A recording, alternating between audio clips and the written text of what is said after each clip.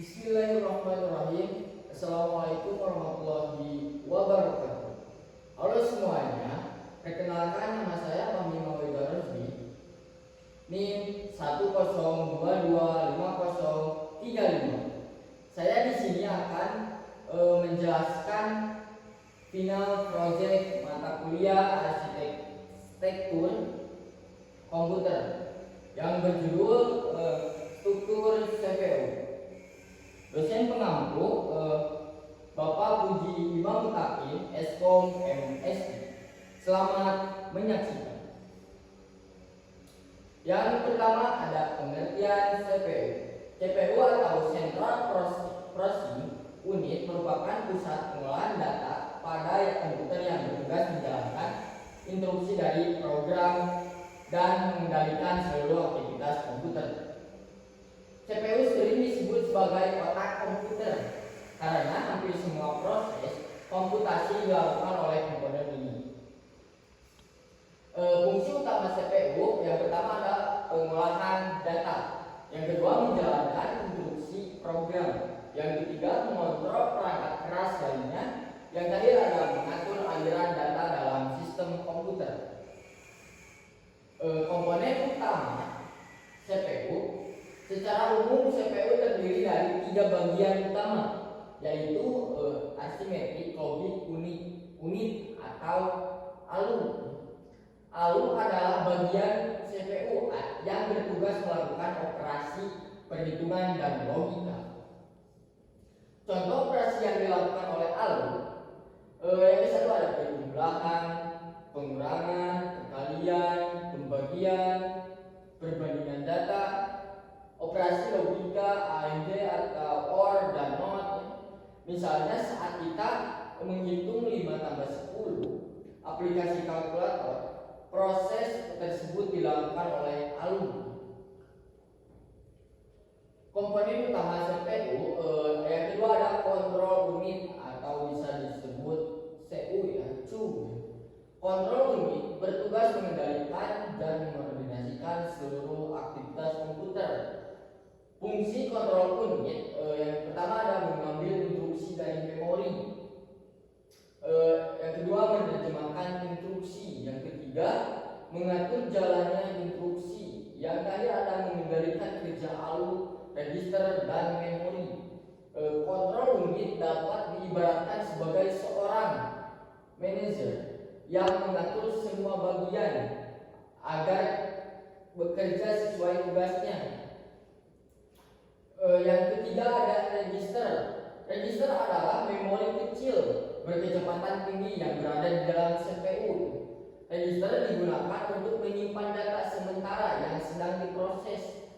Beberapa jenis register, yang ke-1 ada program counter atau bisa disebut PC. Yang kedua instruction register, bisa disebut juga IR. Yang ketiga memory address register, bisa disebut juga MAR. Yang terakhir ada memory data register, bisa disebut juga MDR. Karena berada langsung di dalam CPU, register memiliki kecepatan akses yang sangat tinggi dibandingkan RAM. Nah, ada cara kerja CPU ya. CPU bekerja melalui siklus instruksi yang terdiri dari 4 tahap utama. Yang pertama ada fetch, CPU mengambil instruksi dari memori utama. Yang kedua ada decode, instruksi diterjemahkan oleh kontrol unit agar dipahami CPU. Yang selanjutnya ada execute, instruksi dieksekusi oleh ALU atau unit lain yang sesuai. Yang selanjutnya ada store, hasil pemrosesan disebut kembali ke register atau memori. Contohnya ketika pengguna membuka aplikasi Microsoft Word ya. Yang satu ada CPU mengambil instruksi dari memori, yang kedua instruksi diterjemahkan, yang ketiga CPU menjalankan perintah pembuka aplikasi, yang terakhir ada hasil ditampilkan pada layar. Ada penerapan CPU pada komputer modern. Saat ini CPU digunakan pada berbagai perangkat. Yang pertama ada komputer desktop,